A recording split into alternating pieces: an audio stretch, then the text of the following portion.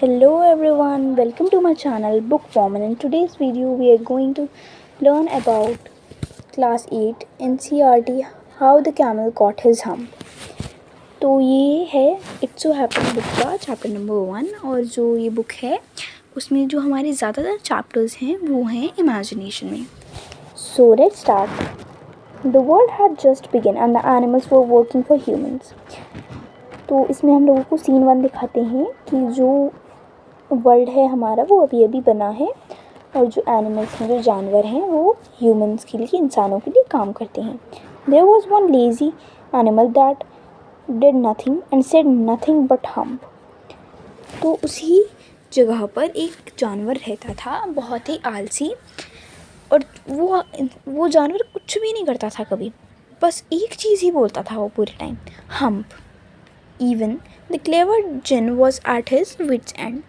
और इससे तो जो जिन थे वो भी परेशान हो चुके थे। In the beginning of when the world was new and animals were just beginning to work for man, there was a camel and he lived in the middle of a howling desert because he did not want to work। तो जब world शुरू हुआ था तब सारे जानवर जो थे वो इंसानों के लिए काम करते थे, पर वहाँ पर एक कैमल था जो कि बिल्कुल डेजर्ट के बीचों बीच रहता था क्योंकि उसे कोई काम नहीं करना था। He ate sticks and thorns and prickles and when anybody spoke to him he said hum, just hum and no more। तो वो डंडी वगैरह खाता था, झाड़ियाँ खाता था, और जब भी कोई भी उससे कुछ बात करने की कोशिश करता था तो वो बस एक ही चीज़ बोलता था, हम्प, सिर्फ और सिर्फ हम्प, और कुछ और नहीं बोलता था। Presently the horse came to him on Monday morning with a paddle on his back and said, Camel, oh camel, come out and trot like the rest of us। तो जो एक सोमवार की सुबह एक घोड़ा आता है और वो कहता है मंडे मॉर्निंग में, और कहता है कि कैमल, ओ कैमल, ज़रा बाहर तो आओ और हमारी तरह काम करो। Hump said the camel and the horse went away and told the man। तो जो कैमल होता है वो कहता है हम्प, और जो घोड़ा होता है वो चला जाता है इंसान के पास। Presently the dog came to him with a stick in his mouth and said, camel, O camel, come and fetch and carry like the rest of us.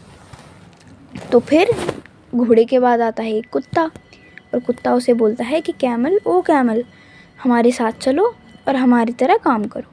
Hump said the camel and the dog went away and told the man। तो camel फिर वही बोलता है, hump, और फिर जो कुत्ता है वो वापस चला जाता है। Presently the ox came to him with the yoke on his neck and said, camel, O camel, come and plough like the rest of us. तो कुत्ते के बाद आता है फिर एक ऑक्स, और फिर वो उसे बोलता है कि कैमल, आ जाओ हमारे साथ और हमारी तरह खेतों में काम करो। Hump said the camel and the ox went away and told the man। तो जो कैमल होता है वो फिर से हम्प बोलता है और जो ऑक्स होता है वो इंसान के पास चला जाता है। At the end of the day, the man called the horse, the dog and the ox together and said, "Three, oh three, I'm very sorry for you, but that hump thing in the desert can't work or he would have been here by now. So I'm going to leave him alone and you must work double time to make up for it।